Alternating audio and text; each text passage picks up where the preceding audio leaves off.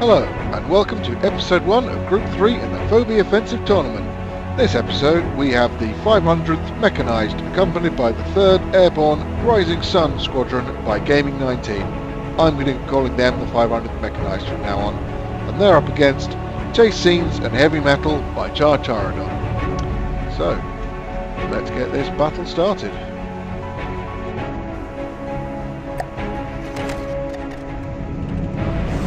So this is the 500th. They are not an armoured division, they are a mechanised division. I believe that's the only non-armoured division in this group. Most people preferring to go with armoured divisions, even if they are fairly non-traditional, let's say. So here we can see the Chase Scenes and Heavy Metal by Charadon. Don't appear to be moving, but they are firing, so that's good. Let's go and see if how the 500 are getting on.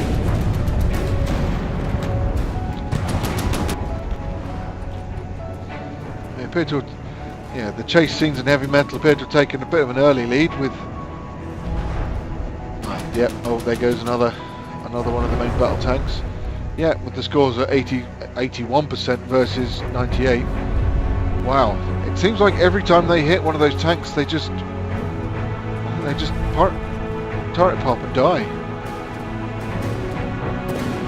I was quite looking forward to seeing this. I'll call him the Popo, seeing how he performs with those ludicrous number of guns. Oh, it's coming in for a drive-by. I think that did the job.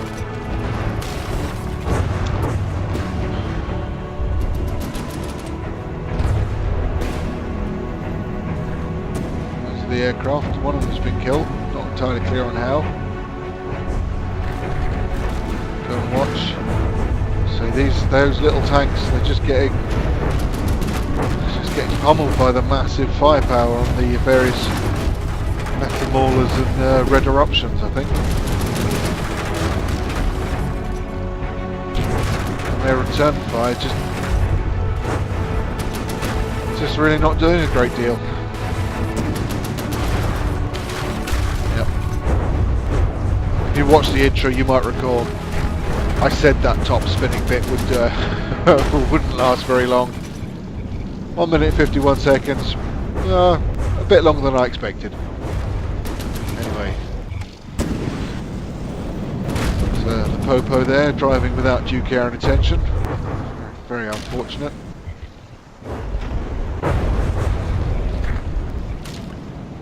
But yeah, as we can see, the 500th just being, well, mauled by the mauled and destroyed by the maulers and destructors.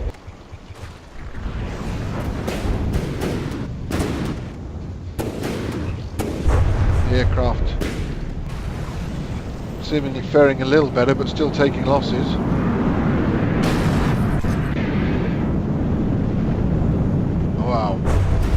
Wow, just half of it gone.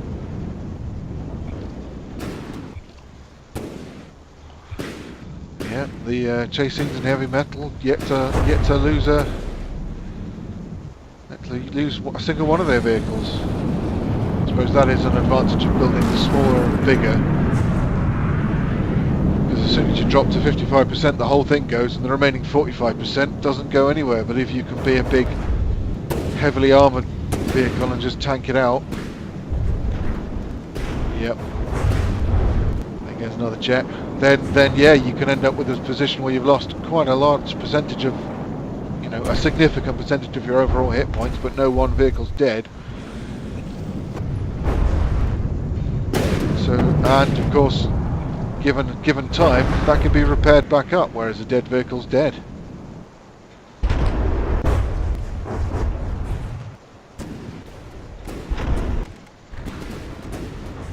But anyway, it seems like the Chase Scenes and Heavy Metal have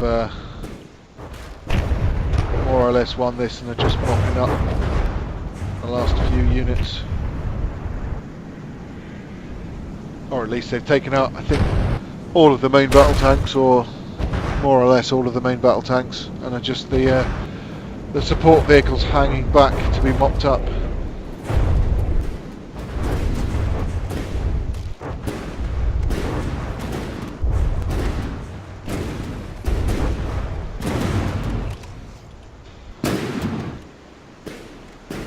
There's quite a lot of these tanks just being ignored in the middle here.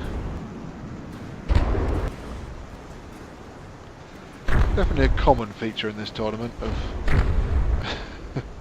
units ignoring the enemies right in front of them and just concentrating on someone half a kilometre away that they're struggling to hit.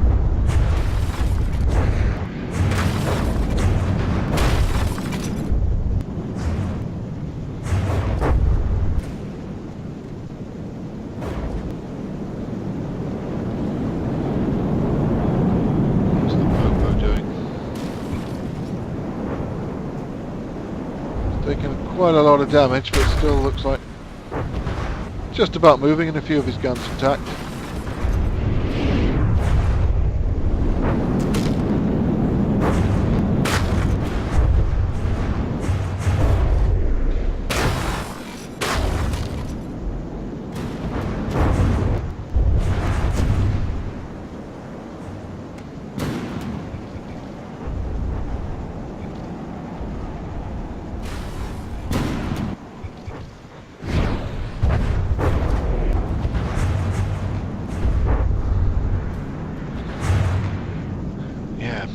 Not a lot to be said at this stage, really.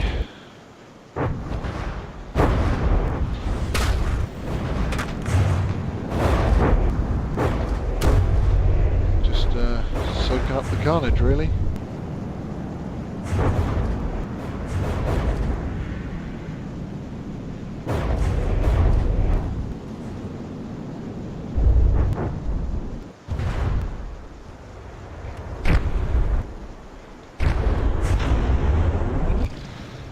Said these red eruptions have got a bit of a, I think, an unintentional flaw in their design of these two little metal blocks on the bottom. If you watched the introduction, you would have seen me talk about how I considered doing something about it, but decided that, you know, whilst I would fix rule infractions for people, I wasn't going to fix just mistakes or, you know, make improvements to units. Despite the fact the red eruptions can't move properly, they are still beating the rules, and so, yeah, tough.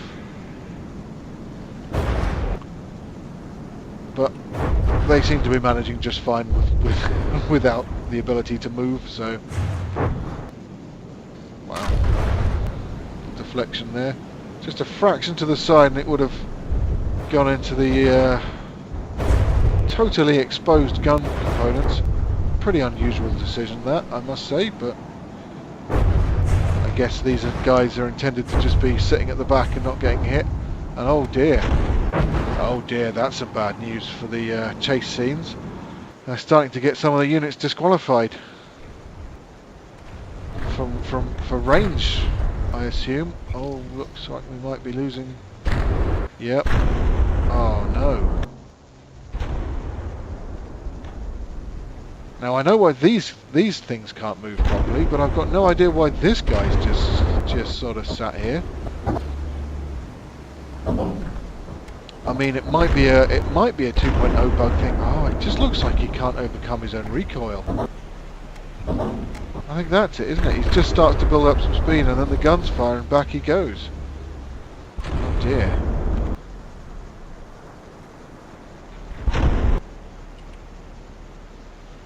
Well, one of the looking at the times, one of the metal maulers is on 28 seconds. That's 2 seconds away from a disqualification. So there's, well, looks like the 500th are in with a chance of getting a victory on this battle. Probably not the victory they were hoping for. Their opponents being disqualified for not being able to move properly. But a victory's a victory. Yep, there goes another one. Now it's 10% to 29%.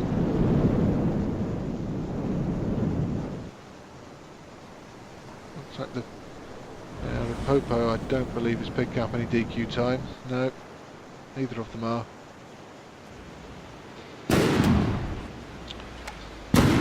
This guy's still coming in. It's probably your fault your teammates are dying, because as your opponents back up to stay away from you, you're pushing your teammates out of range.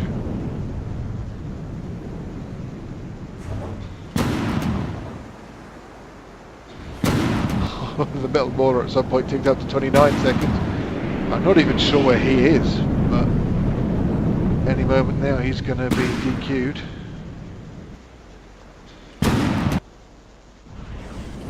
Or maybe he's just going to sit onto it. Nope, there he went. I think it's the curse of the tournament commentator that as soon as you start saying something, the opposite happens. Now it's a bit of a nail biter, but for, let's be honest, for all the wrong reasons. Now it doesn't look like the others actually, but there's only just come 10 seconds on the clock, and they've got no DQ time. So Chase Scenes and Heavy Metal are just about going to scrape a win. So yep, that's the time. So congratulations to Chase Scenes and Heavy Metal, and commiserations to the 500 Armoured Division. And thank you for watching.